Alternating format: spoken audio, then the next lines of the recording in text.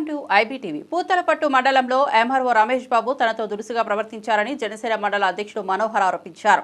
ప్రజల సమస్యలపై మాట్లాడేందుకు కార్యాలయానికి వెళ్లినప్పుడు ఉప ముఖ్యమంత్రి పవన్ కళ్యాణ్ ఫోటోపై కర్టెన్ ఎందుకని అడిగితే ఇది నా ఆఫీస్, నువ్వు ఏదైనా చెయ్యి అంటూ ఎంఆర్ఓ ధ్వజమెత్తారని మనోహర్ ఆరోపించారు.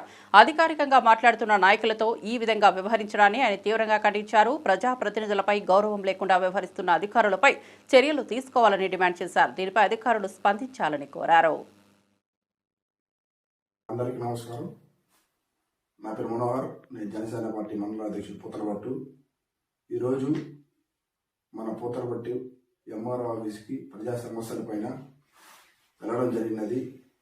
అక్కడ వెళ్ళిన ప్రజా సమస్యల కోసం ఎంఆర్ఓ గారితో మాట్లాడుతుంటే మన ఉప ముఖ్యమంత్రి పవన్ కళ్యాణ్ గారి ఫోటో చూసి ఎందుకు సార్ ఇంత హీన పరిస్థితిలో పెట్టారు అడగడం వల్ల ఆయన వాళ్ళ సిబ్బందితో నా పైన దాడి చేయడం జరిగినది.